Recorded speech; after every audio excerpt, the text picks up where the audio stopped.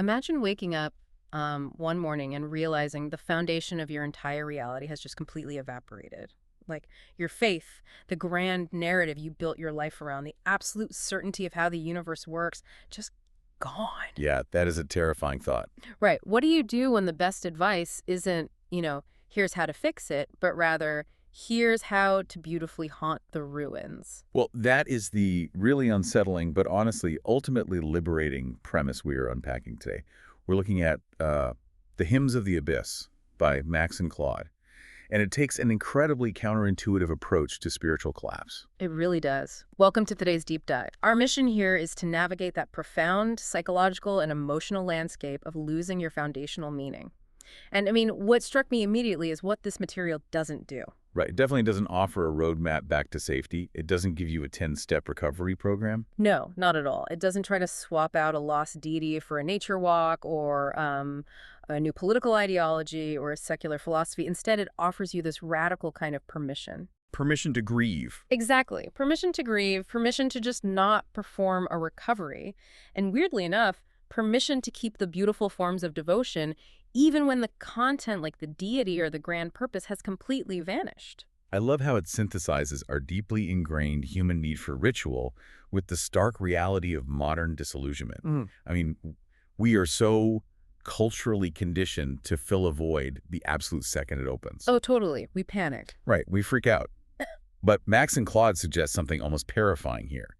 They suggest looking directly at the emptiness without rushing to patch it up with a new belief system. But before we get into how someone actually does that, we need to clarify who is standing at the edge of this emptiness, because they draw a hard line right out of the gate. Yeah, they do. They separate the casual skeptic from someone who experiences a truly catastrophic loss of faith. Okay, let's unpack this. Because the casual skeptic, they sleep fine, right? They sleep perfectly fine. The casual skeptic is someone who essentially reasoned their way out of belief. For them, reason just quietly dismantled the sacred. They simply swapped their old worldview for a clean, materialist understanding of the universe. It's like taking off a coat that doesn't fit anymore. Exactly. No real trauma there. But the person being addressed here, and maybe this is you listening right now, is the person for whom leaving faith felt like the atmosphere being sucked out of the room. Yeah. It wasn't just losing an intellectual debate. You lose an entire world. You lose a relationship, an identity, your community. And maybe the most insidious loss of all, you lose your language. Like you suddenly lack the vocabulary to even describe what's happening in your own interior life. Which is incredibly isolating. And when that entire world evaporates, we are left with what Max and Claude call the void. But we really have to be precise about what that word means in this context. Right, because they aren't talking about a quantum vacuum in physics. No, not at all. And they are explicitly distancing this from the Buddhist concept of shunyata. Wait, stop right there. Let's put shunyata into plain English for a second. That's usually translated as emptiness, right? But it's seen as a positive thing. Yeah, in Buddhist thought, realizing emptiness is liberating. It frees you from suffering because you see that nothing has a fixed, independent self. It's, an orientation toward freedom. But this void is different. Very different.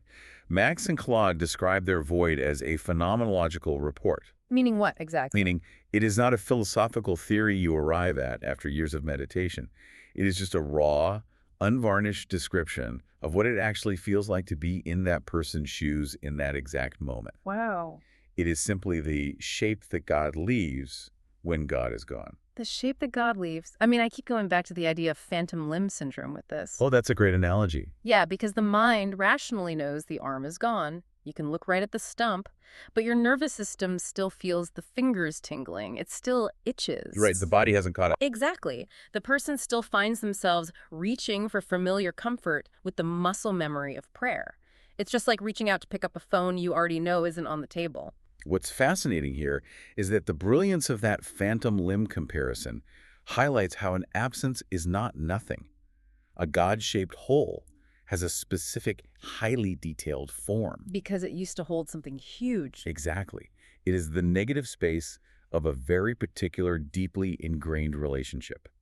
And because it has a form, it can still be addressed. Even if no one is listening. Right. The relationship is now completely one-sided. The other party has evacuated the building.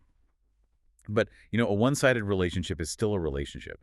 It's an absence thick with what it lacks. Which brings us to a massive tension in the material. Here's where it gets really interesting. If this void has a shape, how do you interact with it when your rational mind is screaming? Into the sheer physical mechanics of prayer, Right. They claim that the gesture of prayer is actually older than the objects we pray to. which is such a wild thought. It is. That the bent knee, the bowed head, the slowed breath, those are older than any god we ever invented to receive them. Because the body possesses a wisdom that the mind completely loses access to in the wake of spiritual collapse. When the belief system crumbles, your intellect immediately declares the entire enterprise pointless. But the body bends anyway. It does. The body remembers that opening the hands or bowing the head isn't merely like a data transfer to a deity. Okay, I have to push back here, though. If your mind definitively knows no one is home, isn't continuing to pray just autosuggestion? I mean, Like, isn't it just a psychological trick we're playing on ourselves? Or worse, a delusion we should probably try to break? I mean, why keep pretending? well, Max and Claude actually anticipate that exact objection. Their counter-argument focuses on the mechanism itself. They propose that the forms of devotion, the kneeling, the chanting, the quiet meditation, they aren't just empty boxes you put belief inside. Okay, what are they then? They are generative engines themselves. The physical act of addressing the void literally reorganizes the interior landscape of the person praying. Wait, break down that mechanism for me. How does just kneeling change my interior landscape if I don't believe in what I'm kneeling to? Well, think about the physiology of it.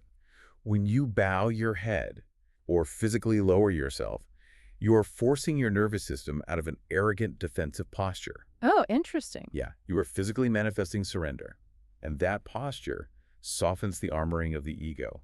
It physically changes your blood pressure, your breathing, and your psychological rigidity. And what about the silence? The fact that nobody answers? The authors suggest that this silence isn't empty. It acts as a container.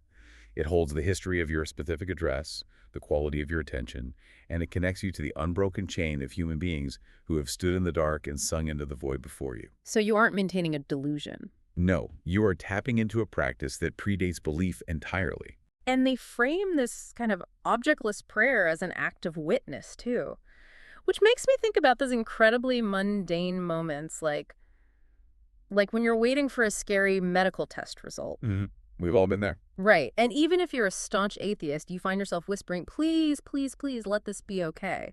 It's not necessarily a request to a guy in the sky. Exactly. It's just standing before the terror of the situation and acknowledging it. Refusing the denial that says, oh, it's not a big deal, others have it worse. It's just naming the reality of the fear. And witnessing requires no active receiver to be valid. By whispering, please, you are taking a definitive position in relation to reality. You're refusing to be merely subjected to the suffering. You're actively acknowledging it, bearing the weight of it. Yes, and that carries a profound human dignity, completely independent of any theological framework. But taking that raw, unbuffered position is terrifying because there is zero safety net underneath you anymore. When Max and Claude move from the physical act of prayer into the experience of groundlessness, they describe the experiential death of the god. And it's not painted as some slow, mystical sunset where belief gently fades. Oh no, it's sudden. It alters the actual quality of the light in the room you're sitting in. And the immediate byproduct of that sudden collapse is a very specific, almost irrational anger, like anger at the world's sheer indifference. Yeah, the fact that rush hour traffic still clogs the highway, The weather still happens. the evening news broadcasts continue, all while the foundational architecture of the universe has just shattered for you. It feels profoundly cruel that the world doesn't stop turning when your internal world has just ended. It's the ultimate sensation of free fall. You look down and realize the floor has vanished, and what you built your entire life on was empty all the way down. It's dizzying. And our culture has this compulsive obsession with catching people in midair. We scramble to hand them a parachute, like a new secular philosophy, a mindfulness app, a new tribal community. You can't stand to see people falling. Right. But the provocation here is, what if you shouldn't grab the parachute? What if you just have to learn to tolerate the free fall? If we connect this to the bigger picture, rushing to find a new ground is a classic example of a spiritual bypass. Break that term down for me. Spiritual It bypass. means using spiritual ideas or practices to avoid facing unresolved emotional issues, psychological wounds, or, in this case, the terrifying reality of emptiness. Like slapping a fresh coat of paint over a collapsing wall. Exactly. It's an organism's panic response, looking for any solid footing to escape the discomfort of the unknown. But Max and Claude urge the reader to stay in the unmediated encounter with reality. Which brings up that famous Zen phrase they invoke. Not knowing is most intimate. I have to admit, I'm really struggling with that. How is not knowing intimate? If I don't know the rules of reality anymore, I feel isolated and terrified, not intimate. Well, think of certainty as a kind of buffer. When you have a massive absolute belief system, that system sits between you and the raw world. It's a map.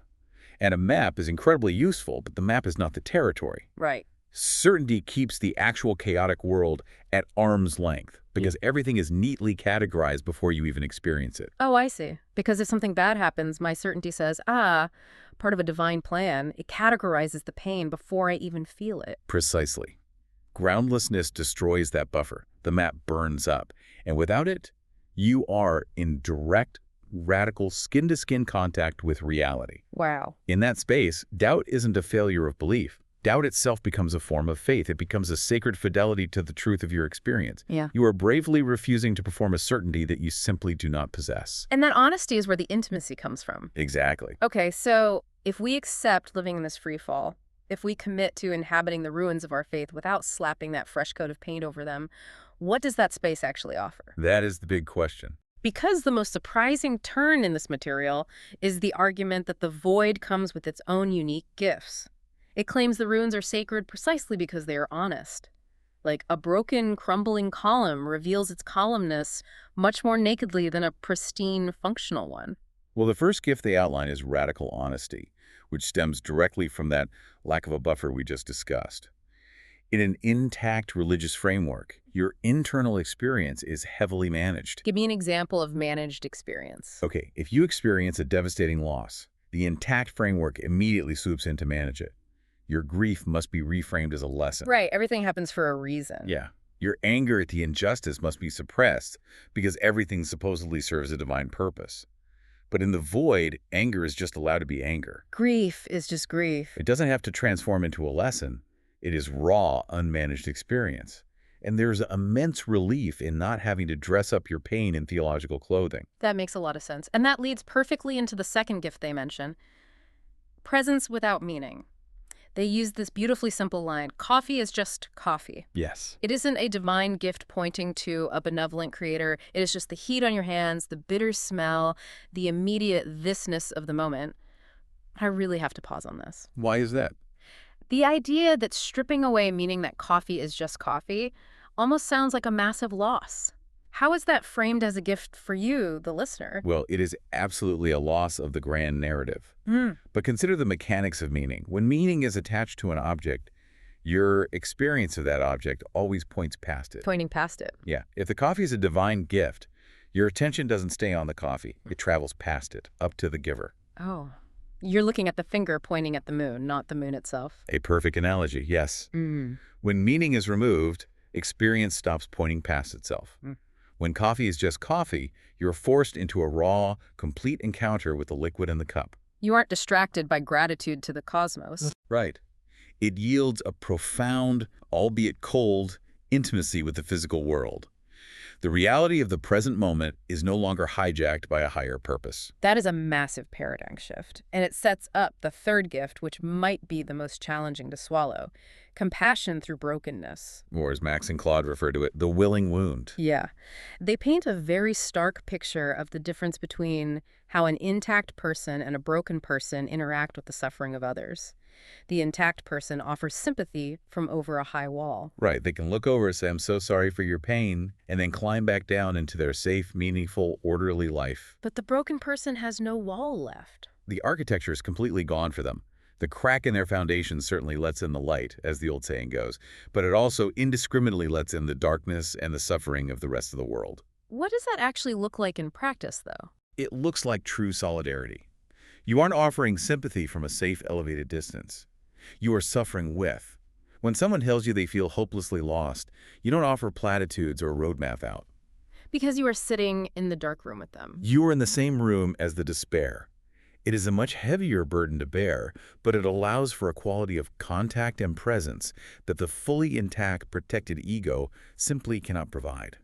The wound is the only place where true connection happens. Wow. So bringing all this soaring philosophy down to earth, what does this mean for a random Tuesday morning? Right. The practical reality. We've explored the lofty gifts of the void, but how do you actually get out of bed and navigate a Tuesday when the grand narrative of your life has evaporated? Max and Claude transitioned into what they call the ongoing song, which is really about the sheer practice of continuing. Just keeping going. Yeah, they bring it down to the absolute bare mechanics of existence, doing what is immediately in front of you, trusting the animal body to do what it knows how to do. Like eating breakfast, sleeping, going outside. Especially when the mind is trapped in agonizing, catastrophic loops about meaninglessness. And doing it without demanding a reason. I found it incredibly comforting how they explicitly release you from the burden of performing hope. It's a huge relief. We live in a society that demands optimism. But here, you don't need a grand purpose. You don't need strength. And you certainly don't need hope to continue. Just continuing by sheer inertia, out of stubbornness or basic biological habit, is granted incredible dignity. It completely removes the pressure to be a hero about your suffering. So what does this all mean, like, ultimately? Well, this raises an important question. If you have no hope, no reasons, and no receiver for your prayers, why sing these hymns into the abyss at all? Why make the effort? Why not just stay silent? Exactly. And Max and Claude answer that this is the ultimate act of human defiance. The crushing, indifferent silence of the void is met by the human insistence on making ordered sound. The human animal makes music even in the deepest despair. You sing not because you think someone is listening, but because the song is sufficient all by itself. The address itself becomes the answer to the prayer. By continuing to speak, to sing, to create form out of the emptiness, you join the communion of all human void singers across history who absolutely refuse to let the silence have the final word. It is a profoundly validating perspective. Let's recap the journey we've just been on. We explored the catastrophic, world-ending nature of losing your faith. We unpack the ancient physiological wisdom of the body continuing to pray even when the mind protests. We looked at the terrifying but radically honest experience of groundlessness, stripping away the buffers to experience the world directly. And we ended with the defiant dignity of continuing to sing into the void purely for the sake of the song. It is a rigorous, deeply unglamorous practice, but it is a practice that allows you to survive the unthinkable. And so, to you listening, whether you are mourning a formal religion, a specific worldview that collapsed, or just a lost sense of certainty about how the universe works, this material gives you explicit permission to inhabit your ruins. You don't have to rush to rebuild the temple.